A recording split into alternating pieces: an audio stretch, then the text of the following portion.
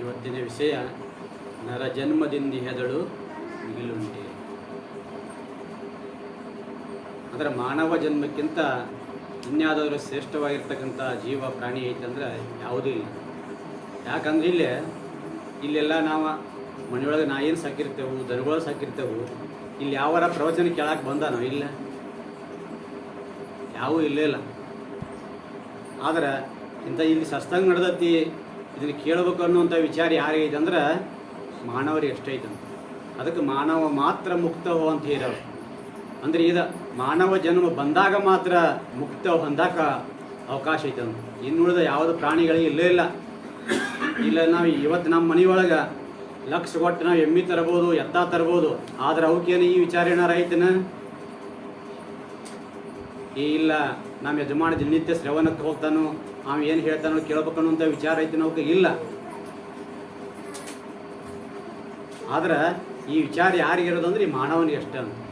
ಈಗ ಎಂಥ ಮಾನವ ಜನ್ಮ ಏನು ಕೆಡಿಸಿ ಬಿಟ್ಟಿರಪ್ಪ, ಏನು ಕೊಟ್ರ ಸಿಕ್ಕಿತ್ರಪ್ಪ ಹುಚ್ಚಪ್ಪಗಡ್ರಿ ಅಂತ ಮಹಾತ್ಮರು ವಿಚಾರ ಮಾಡ್ತಾರೆ. ನಾವೇನು ತಿಳ್ಕೊಂಡೆವು? ಏನು ಹುಟ್ಟಿ ಬಂದ ಕಾಸು ಚಲೋ ಮನಿ ಕಟ್ಟಿ ಮಕ್ಕಳ ಮದುವೆ ಮಾಡಿ ಕಾಸು ಮೊಮ್ಮಕ್ಕಳ ಕೈಯಾಗಿ ಎತ್ತಿ ಆಡಿಸಿದ್ರೆ ಮುಕ್ತಿ ಆತಂದು ನಾವು ತಿಳ್ಕೊತೇವೆ. ಆದರೆ ಇದರಿಂದ ಮುಕ್ತಿ ಇಲ್ಲ ಅಂತ ಹೇಳ್ತಾರೆ ಅವ್ರು. ಹಂಗಿದ್ರೆ ಎಲ್ಲ ಮುಕ್ತಿನ ಆಗ್ಬೇಕು, ಹೊಂದಿ ಕಾಸ ಜೀವ ಎಲ್ಲರೂ ಮುಕ್ತಾತ್ಮ ಆಗ್ತಾರೆ. ಆದರೆ ಇದು ನಿಜವಾದ ಮುಕ್ತಾತ್ಮ ಆಗ್ಬೇಕಂದ್ರೆ ನಾವು ಜ್ಞಾನವನ್ನು ಮಾಡ್ಕೊಳ್ಬೇಕು.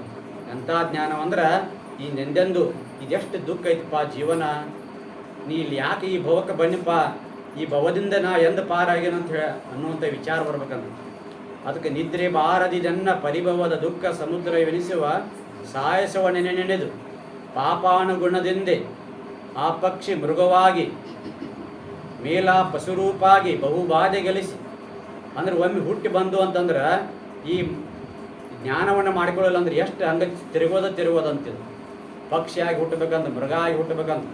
ಈಗ ನಾವು ಮನೆಯಲ್ಲಿ ಕಟ್ಟಿದಂಥ ದನಗಳನ್ನು 2 ಕಣ್ಣಿ ಹಚ್ಚಿ ನೆಲಕ್ಕೆ ಕಟ್ಟಿ ಮಕ ಮಾಡಿ ಕಟ್ಟಿದ ಮೇಲೆ ಮಾಡಕ್ಕೆ ಬರೋಂಗಿಲ್ಲ. ಯಾಕಂದ್ರೆ ಅವ್ರ ಕರ್ಮ ಹಂಗೈತಿ. ಆದರೆ ಈ ಮಾನವನಿಗೆ ಮಾತ್ರ ವಿಚಾರ ಐತಿ, ನಾ ಎಂದಿದ್ರಿಂದ ಪಾರಾದೇನು ಅನ್ನುವಂಥ ವಿಚಾರ ಅವರೆಲ್ಲೈತಿ. ಅದಕ್ಕೆ ನನಗಿಲ್ಲಿ ಈ ಗುರುಗಳ 1-2 ನುಡಿಗಳನ್ನು ನನಗೆ ಹೇಳೋಕ್ಕೆ ಅವಕಾಶ ಮಾಡಿಕೊಟ್ಟಿದ್ದಕ್ಕಾಗಿ ಅವರಿಗೆ ಅನಂತ ತಿಳಿಸಿಕೆ